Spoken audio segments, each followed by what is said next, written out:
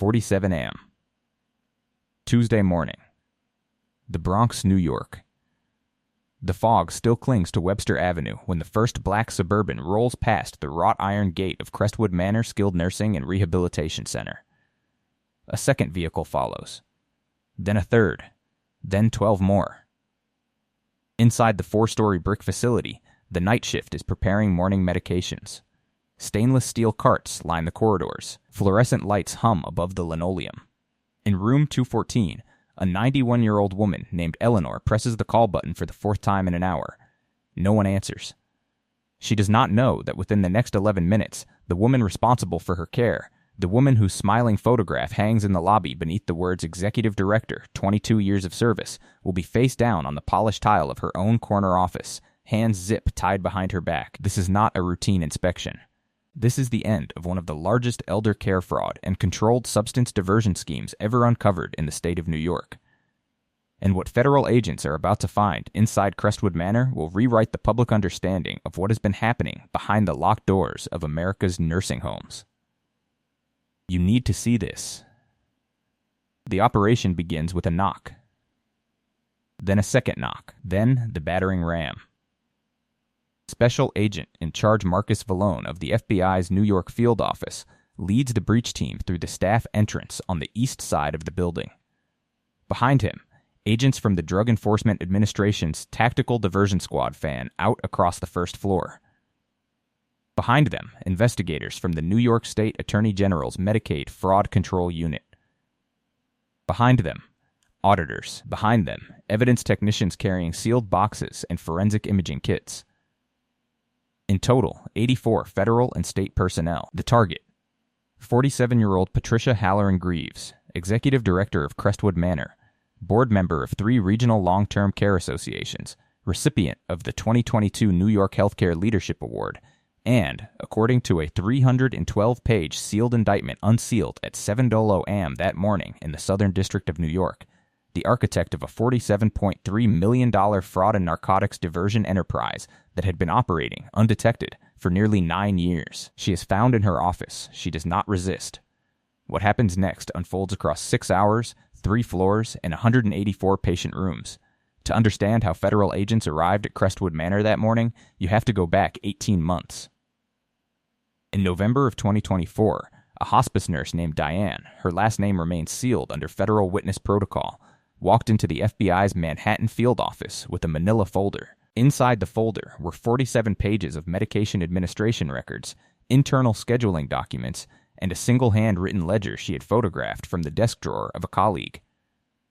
Diane had been employed at Crestwood Manor for 2 years. She had noticed something.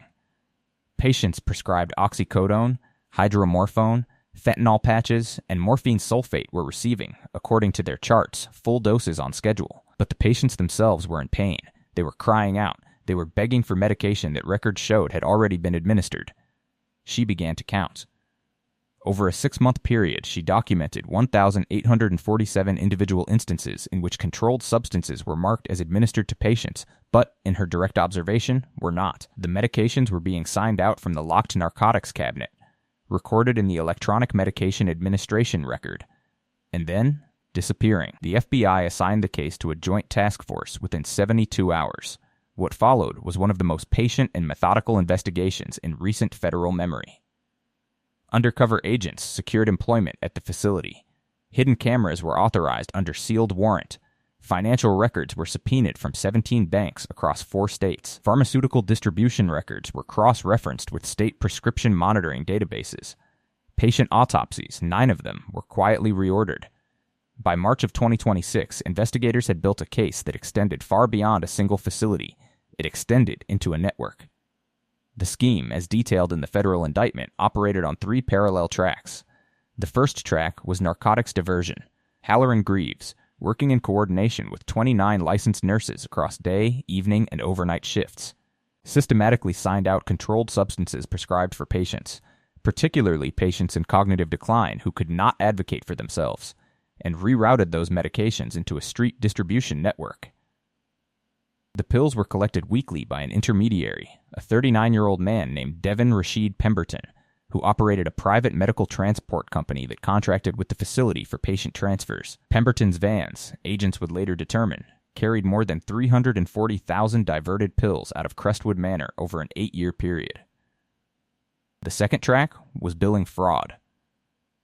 Halloran Greaves submitted Medicare and Medicaid claims for skilled nursing services, physical therapy sessions, wound care treatments, and respiratory therapy that were never performed. Patients listed as receiving daily physical therapy in 2023 included 3 individuals who were bedbound and 1 who had died 7 weeks before the claim was filed. Total fraudulent billing, as documented in the indictment, $31.7 million. The third track, and this is where the case escalates from criminal enterprise to something approaching institutional atrocity, was patient neglect concealed through falsified records.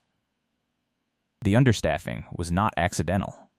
It was budgeted. Halloran Greaves had identified that by maintaining staffing levels at roughly 60% of state-mandated minimums while billing for full coverage, she could redirect approximately $1.4 million annually into a series of shell companies registered in Delaware and the Cayman Islands. The patients paid the price. Investigators documented 73 cases of stage 4 pressure ulcers, wounds so severe they expose bone, in patients whose charts indicated they were being repositioned every 2 hours as required. They documented 28 instances of patients found in soiled bedding for periods exceeding 12 hours.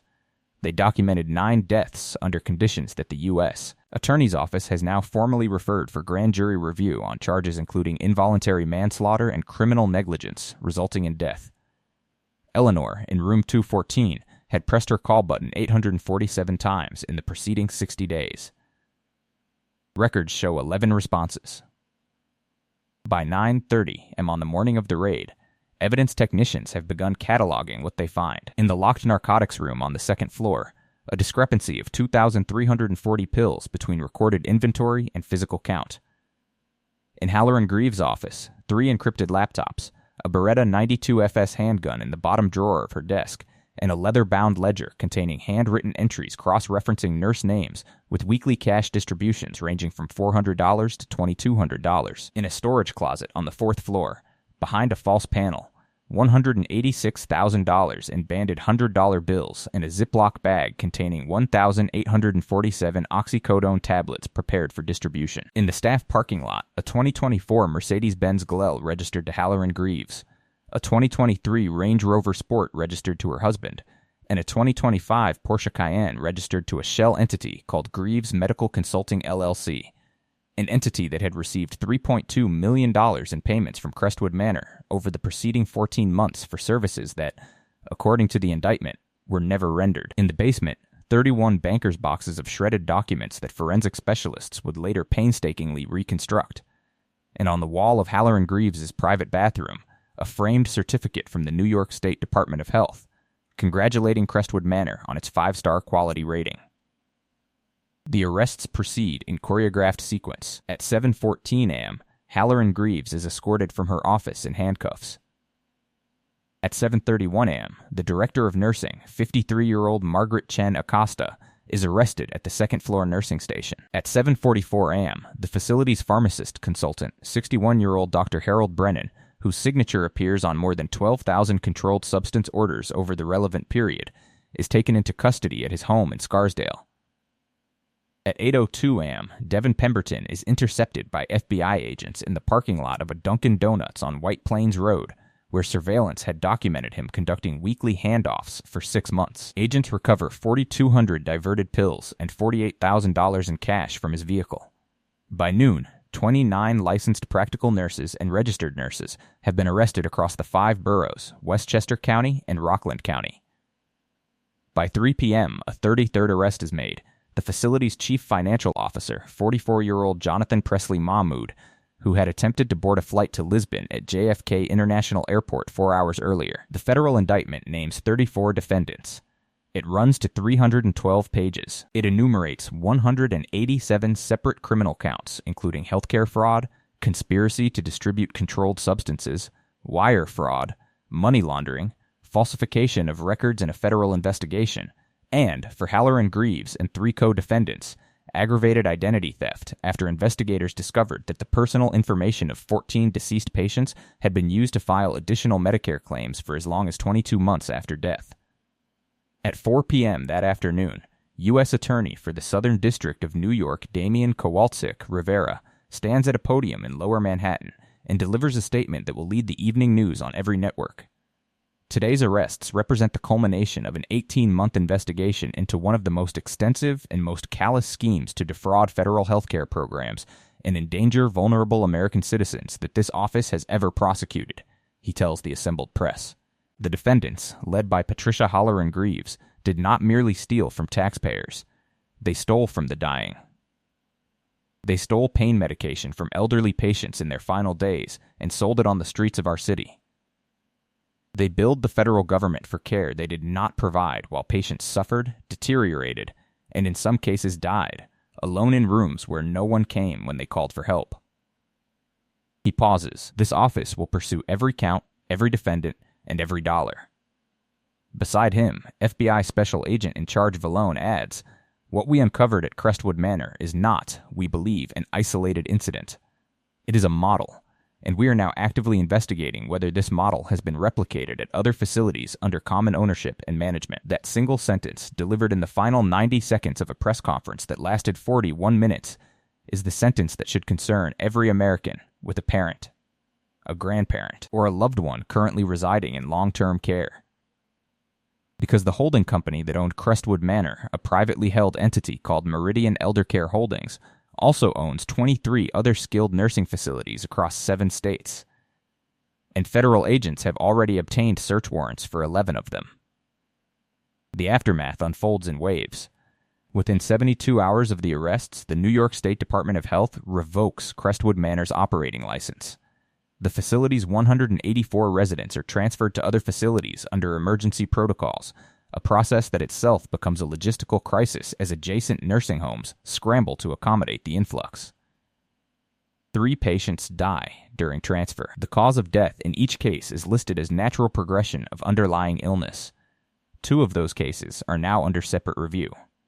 Within 2 weeks, civil suits begin to mount. 47 families file wrongful death and negligence claims. The total exposure, according to plaintiffs' counsel, may exceed $400 million. Within a month, the Office of the New York State Attorney General announces a comprehensive audit of all 619 skilled nursing facilities operating in the state. Federal authorities announce parallel investigations in New Jersey, Pennsylvania, Connecticut, Florida, Texas, and California. Within 3 months, the first guilty pleas begin to arrive. 22 of the 29 arrested nurses agree to cooperate with federal prosecutors in exchange for reduced sentencing recommendations. Their testimony, reviewed in proffer sessions, paints a picture of an internal culture in which silence was rewarded with bonuses paid in cash, in which whistleblowers were systematically driven out through fabricated disciplinary actions, and in which Halloran Greaves personally maintained, in a separate password-protected file, dossiers on every employee containing personal information that could be used as leverage. Diane, the original whistleblower, appears at none of the press conferences. Her name remains under seal. She has, according to her attorney, relocated. Patricia Halloran Greaves stands trial in the Southern District of New York beginning in early 2026. She does not testify. Her defense, mounted by a team of 3 former federal prosecutors retained at a reported cost of $2.4 million, focuses on procedural challenges to the wiretap warrants and on disputing the chain of custody of certain financial records. The jury deliberates for 6 hours, guilty on all 47 counts pertaining to her individually. At sentencing, the presiding judge, a 71-year-old jurist named Honorable Cordelia Whitman Hayes, herself the daughter of a nursing home resident who died in 2019, delivers remarks that legal commentators will quote for years. "You were entrusted with the most vulnerable members of our community," she tells the defendant, who stands silent in a beige jumpsuit. "You were given keys to their rooms, access to their medications, authority over their final days. You used that trust to enrich yourself while they suffered in conditions this court can only describe as a moral catastrophe. The sentence I am about to impose cannot return what was taken. It cannot restore dignity to those who died alone, but it can, and it will, ensure that you never again hold power over another human being in their hour of weakness." The sentence, 47 years in federal prison. Restitution, $47.3 million. No possibility of parole. Halloran Greaves shows no reaction.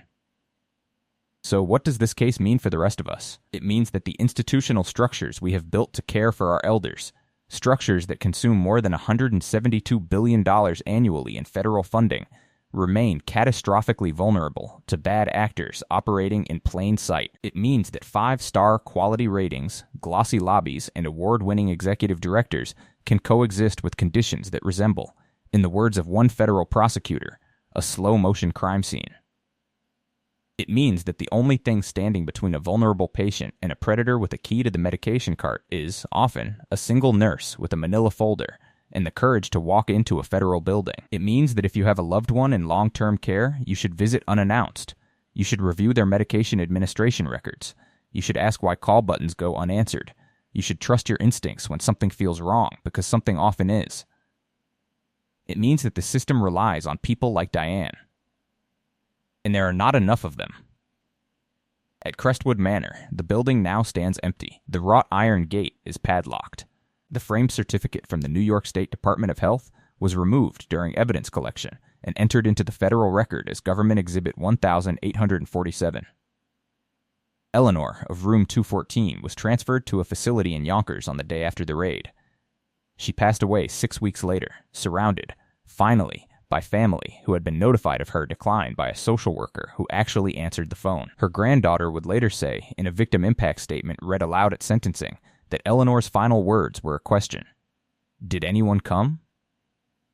The answer, eventually, was yes. But not soon enough. And not for everyone.